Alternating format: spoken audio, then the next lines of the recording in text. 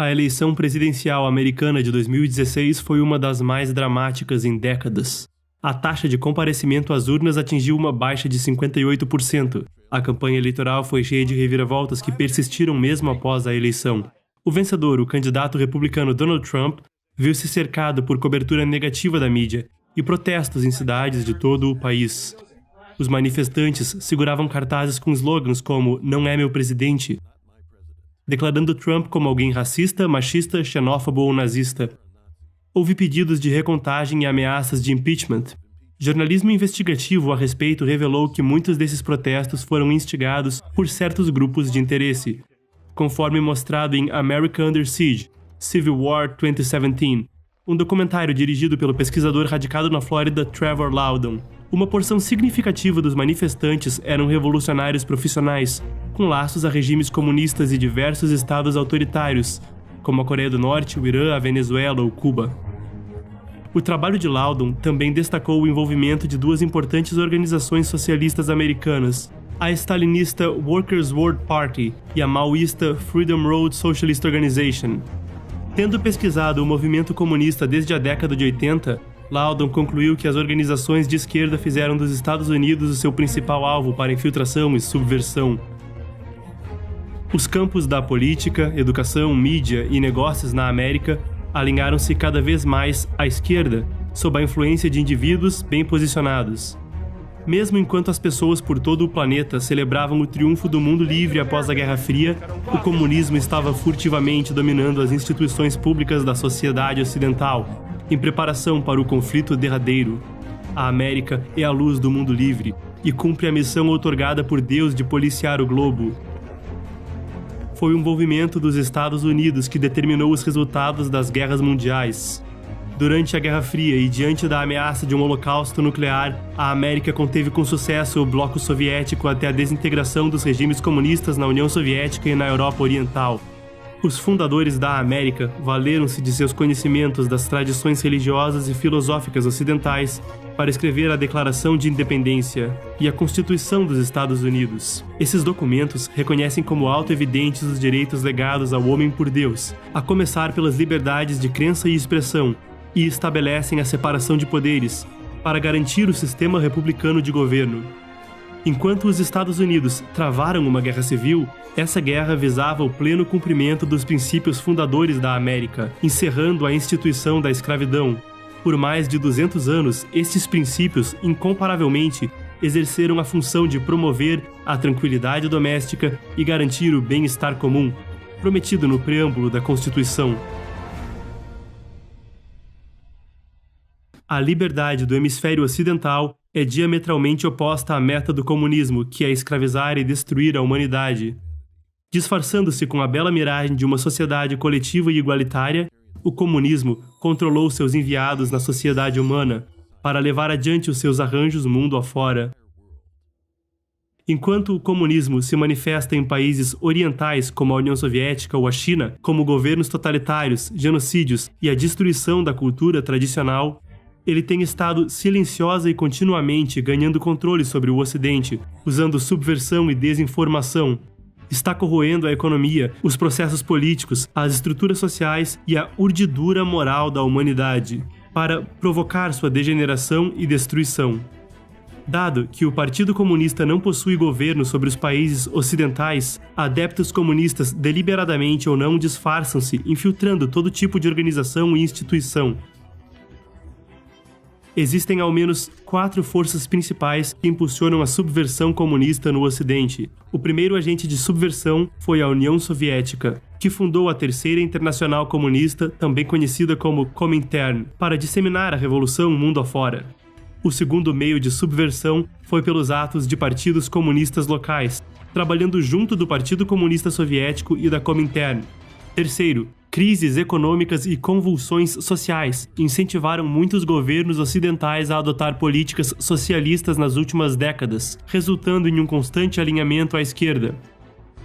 A quarta força de subversão vem dos simpatizantes e apoiadores do Partido Comunista e do socialismo. Esses companheiros de viagem servem o comunismo como uma quinta coluna de idiotas úteis dentro da sociedade ocidental, ajudando a destruir sua cultura, semear degeneração moral e minar governos legítimos.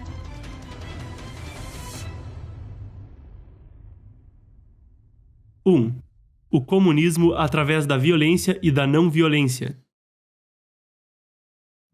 No imaginário popular, o Partido Comunista é sinônimo de violência e com razão.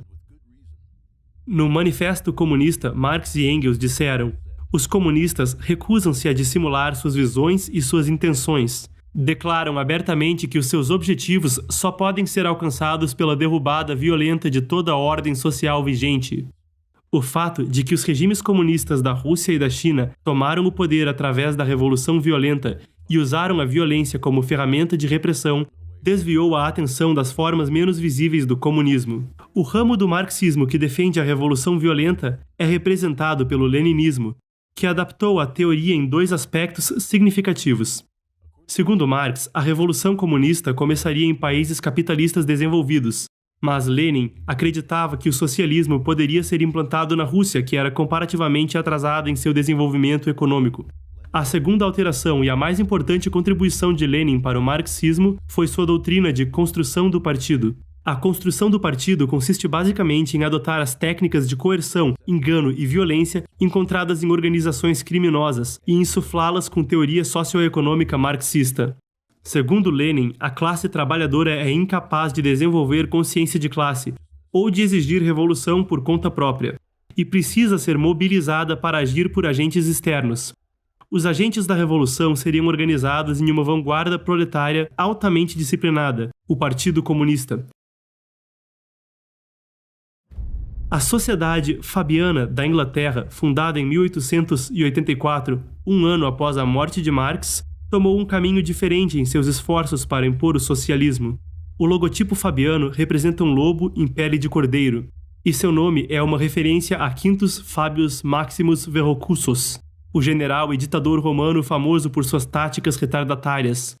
No Fabian Review, o primeiro periódico produzido pelo grupo, uma nota na capa diz: deve esperar pelo momento assertivo, como fez Fabius, por paciência extrema, ao guerrear contra Aníbal. Embora muitos tenham censurado seus atrasos, mas, chegada a hora, deve atacar com vigor, como Fabius fez, ou sua espera será vã e infrutífera.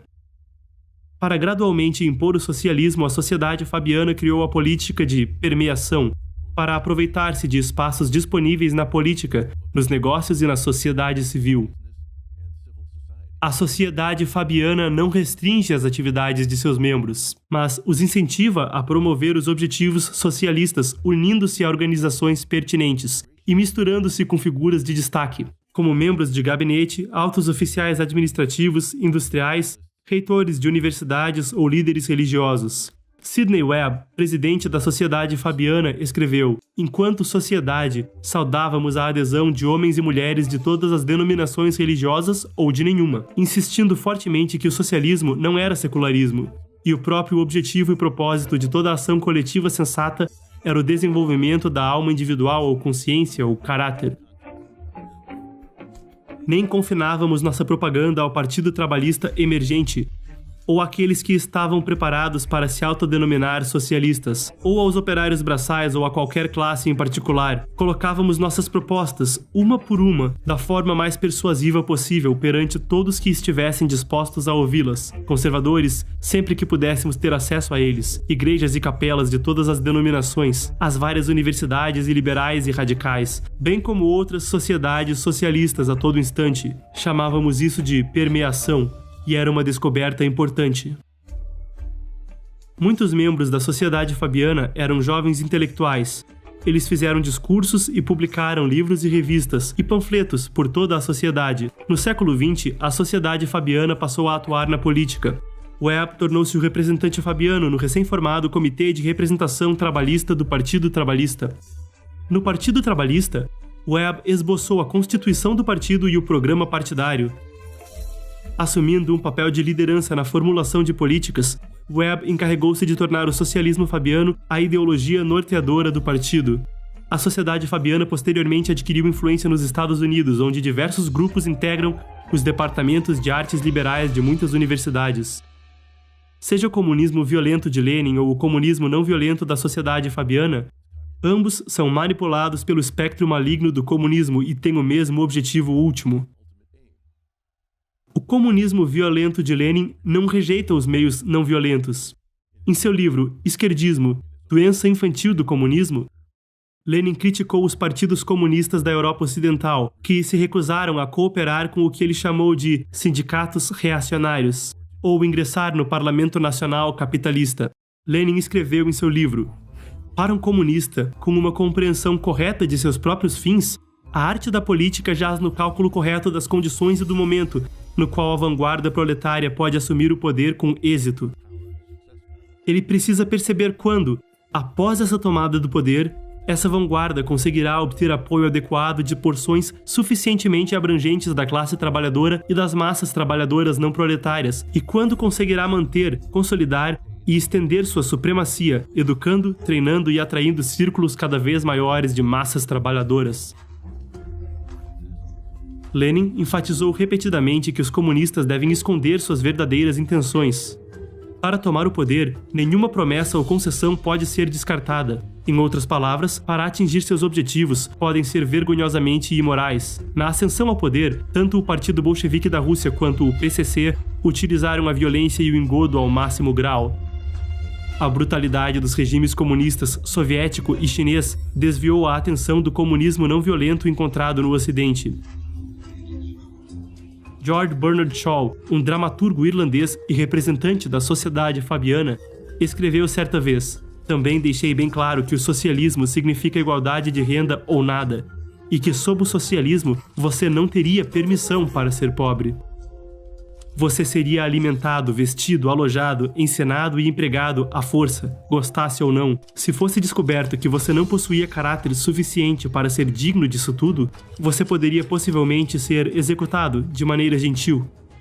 A sociedade fabiana se especializou no disfarce. Escolheu Shaw, um literato, para encobrir os verdadeiros objetivos do socialismo não violento com palavras bonitas.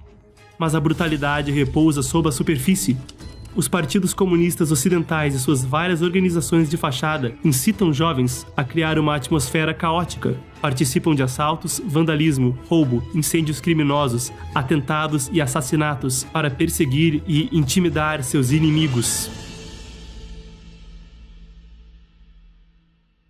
2. Guerra de espionagem e desinformação. O comunismo mantém que a nação é uma construção opressora da sociedade de classes e busca abolir a nacionalidade. Em O Manifesto Comunista, Marx e Engels proclamam que os trabalhadores não têm pátria. O manifesto termina conclamando: proletários de todos os países, univos. Sob a liderança de Lenin, os bolcheviques fundaram o primeiro país socialista na Rússia e imediatamente estabeleceram a Internacional Comunista, também chamada Comintern, para instigar e espalhar a revolução socialista por todo o mundo. O objetivo da União Soviética e da Comintern era derrubar os regimes legítimos de todas as nações do planeta e estabelecer uma ditadura socialista mundial do proletariado. Em 1921, o setor da Comintern no Extremo Oriente criou o PCC, que assumiria o controle da China em 1949. Além do PCC, partidos comunistas mundo afora buscaram orientações da Comintern e aceitaram seu financiamento e treinamento. Com os recursos de um vasto império à sua disposição, o Partido Comunista da União Soviética, PCUS, recrutou ativistas em todo o mundo e os treinou para realizar operações subversivas em seus próprios países. Fundado em 1919, o Partido Comunista dos Estados Unidos, PCEUA, foi uma das organizações surgidas após a Comintern e o Partido Comunista da União Soviética. Embora o próprio PCEUA nunca tenha se tornado uma grande força política, sua influência nos Estados Unidos foi ainda assim significativa. O Partido Comunista Americano conspirou com ativistas e organizações ativistas para infiltrar os movimentos operário e estudantil, a igreja e o governo. O Dr. Fred Schwartz, um pioneiro do pensamento anticomunista americano, disse em 1961: qualquer tentativa de julgar a influência dos comunistas por seus números Se assemelha a tentar determinar a integridade do casco de um barco comparando a área dos buracos com a área intacta. Um buraco pode afundar o navio. O comunismo é a teoria onde a minoria disciplinada controla e dirige os demais. Uma pessoa em uma posição sensível pode controlar e manipular milhares de outras. Agora se sabe que agentes soviéticos operaram dentro do governo americano durante a Segunda Guerra Mundial. Apesar disso, e dos esforços anticomunistas do senador Joseph McCarthy, os fatos foram ocultados do público por políticos esquerdistas, intelectuais e pela mídia de esquerda. Na década de 1990, o governo dos Estados Unidos tornou públicos os arquivos de Venona decodificados pela inteligência americana durante os anos de 1940 até o final da Segunda Guerra Mundial. Esses documentos mostram que pelo menos 300 espiões soviéticos trabalharam no governo dos Estados Unidos, incluindo como oficiais de alto escalão da gestão Roosevelt, com acesso a informações ultra-secretas. Outros agentes usaram seus cargos para influenciar a formulação de políticas e diretrizes nacionais. Entre os espiões soviéticos detectados estavam o alto oficial do Tesouro dos Estados Unidos, Harry Dexter White, o oficial do Departamento de Estado, Alger Hiss, e Julius e Ethel Rosenberg, o casal que foi executado via cadeira elétrica por transmitir segredos militares e tecnologias atômicas para a União Soviética. As comunicações interceptadas e decodificadas pelo Projeto Venona são apenas a ponta do iceberg. A cabal extensão da infiltração soviética no governo dos Estados Unidos permanece desconhecida. Como altos funcionários americanos, alguns agentes soviéticos encontraram oportunidades para influenciar decisões políticas importantes. Alger Hiss, o espião soviético no Departamento de Estado, desempenhou uma função estratégica como conselheiro do presidente Franklin D. Roosevelt durante a Conferência de Yalta, no final da Segunda Guerra Mundial. Ele ajudou a determinar repartições territoriais do pós-guerra, esboçar a Carta Fundadora das Nações Unidas, decidir trocas de prisioneiros e assim por diante. Harry Dexter White, um assessor de confiança do secretário do Tesouro Henry Morgenthau Jr., ajudou a criar o Acordo Financeiro Internacional de Bretton Woods e foi uma das principais personalidades por trás do estabelecimento do Fundo Monetário Internacional e do Banco Mundial. White encorajou o Partido Nacionalista Chinês, ou Kuomintang, a acolher o membro disfarçado do PCC Ji Chaoding no Ministério das Finanças chinês. Assumindo o cargo em 1941, Ji foi o arquiteto de desastrosas reformas monetárias que mancharam a reputação do Kuomintang e beneficiaram a ascensão do PCC. Alguns historiadores argumentam que a influência dos espiões soviéticos e de seus simpatizantes de esquerda na política externa americana levaram os Estados Unidos a cessar auxílios militares ao Kuomintang durante a Guerra Civil Chinesa após a Segunda Guerra Mundial. A China continental foi consequentemente perdida para o PCC. Alguns acadêmicos, como M. Stanton Evans, argumentam que os espiões soviéticos foram extremamente exitosos influenciando a política. Whittaker Chambers, um informante soviético e membro do Partido Comunista Americano que mais tarde desertou e testemunhou contra outros espiões, disse: "Os agentes de uma potência inimiga estavam em condições de fazer muito mais do que roubar documentos. Eles estavam posicionados de forma a influenciar a política externa do país, no interesse do principal inimigo do país, e não apenas em ocasiões excepcionais, mas no que deve ter sido a absurda totalidade das decisões do dia a dia." Yuri Bezmenov, um agente da KGB que desertou para o Ocidente, discutiu os métodos soviéticos de subversão em suas publicações e entrevistas. Segundo Bezmenov, os espiões vistos na cultura popular como James Bond, que explodem pontes ou furtivamente roubam documentos secretos, não poderiam estar mais distantes da realidade da espionagem. Apenas entre 10% e 15% do contingente e dos recursos da KGB eram alocados para operações de espionagem tradicionais, com o resto destinando-se à subversão ideológica. Bezmenov disse que a subversão ocorre em 4 estágios. O primeiro passo é promover a decadência cultural e a desmoralização do país inimigo. O segundo é criar desordem social. E o terceiro é instigar uma crise que levaria a uma guerra civil, a uma revolução ou a uma invasão de outro país, culminando na 4ª e última etapa, a entrega do país ao domínio do Partido Comunista. Esta é chamada de normalização. Bezmenov, pseudônimo Thomas Schumann, listou 3 setores de subversão: pensamento, poder e vida social. O pensamento inclui a religião, a educação, a mídia e a cultura. O poder inclui a administração governamental, o sistema jurídico, as forças policiais, as forças armadas e a diplomacia. A vida social abrange as famílias e comunidades, a saúde e as relações entre pessoas de diferentes raças e classes sociais. Como exemplo, Bezmenov explicou como o conceito de igualdade foi manipulado para criar agitação.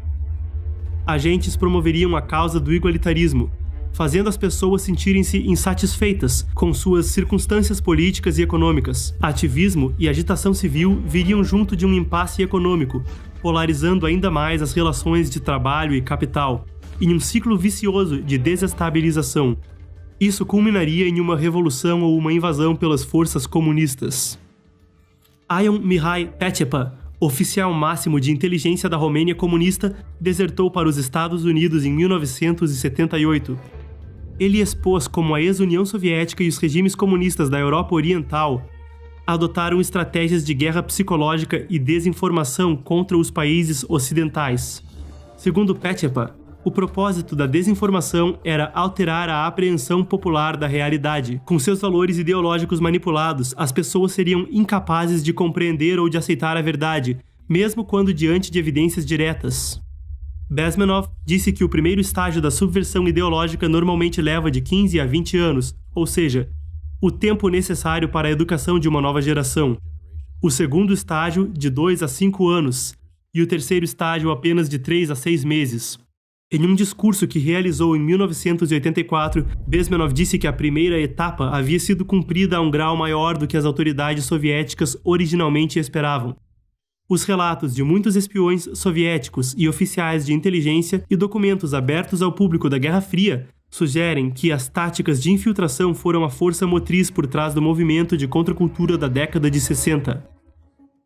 Em 1950, McCarthy começou a expor a extensão da infiltração comunista por todo o governo dos Estados Unidos e na sociedade americana. Mas 4 anos depois, o Senado votou por sua condenação e a iniciativa governamental de se livrar da influência comunista foi interrompida.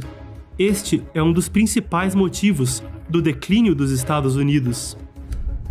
A ameaça da infiltração comunista não diminuiu desde o colapso da União Soviética e o fim da Guerra Fria. Por exemplo, McCarthy foi demonizado por políticos de esquerda e pela mídia por anos. Hoje, macartismo é sinônimo de perseguição política, uma indicação de que a esquerda estabeleceu com sucesso seu domínio na luta ideológica. As décadas de supressão e difamação impostas a heróis anticomunistas americanos como McCarthy indicam uma tendência comum. Como observou um comentarista político conservador americano, o anti-americanismo é um componente natural do movimento esquerdista no mundo. A esquerda luta com unhas e dentes para proteger adúlteros, abortistas, criminosos e comunistas, enquanto apoia a anarquia e se opõe à civilização.